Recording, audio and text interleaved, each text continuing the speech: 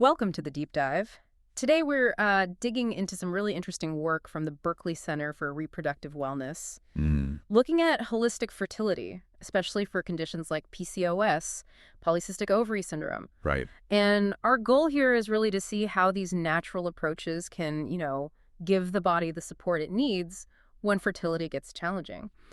What I find fascinating is their core idea that the body isn't really broken. Exactly. It's not broke. It just needs maybe specific help to work optimally, like helping it do its job. That's a great way to put it. And one of the first things they highlight, especially with PCOS, is inflammation. It's a huge factor. Inflammation. Oh. Yeah, as this persistent kind of low-grade inflammation. It's also tied to hormonal things like insulin issues or higher testosterone levels, which are common in PCOS. And that directly affects fertility. Oh, absolutely. It Yeah. can interfere with ovulation. It can impact the quality of the egg itself, even making it harder for an embryo to implant successfully. It's foundational, really. Wow, okay. So if inflammation is so key, how does a place like Berkeley tackle that?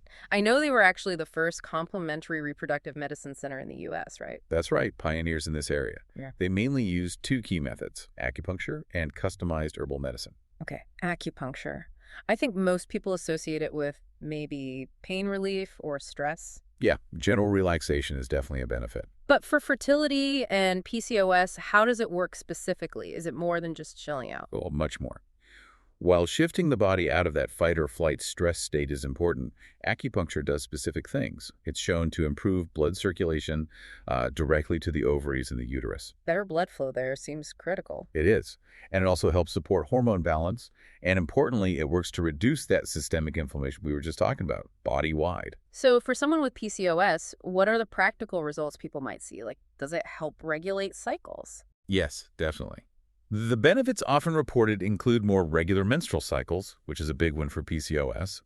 Also, improvements in egg quality and sometimes more frequent natural ovulation. Okay. And it can also help the body respond better if someone is undergoing conventional treatments, like IVF. It sort of primes the system. Makes sense. Helping the body's own processes work more smoothly. Exactly. So besides acupuncture, you mentioned customized herbal medicine. Customized sounds really specific. It really is. This isn't like grabbing a generic supplement off the shelf.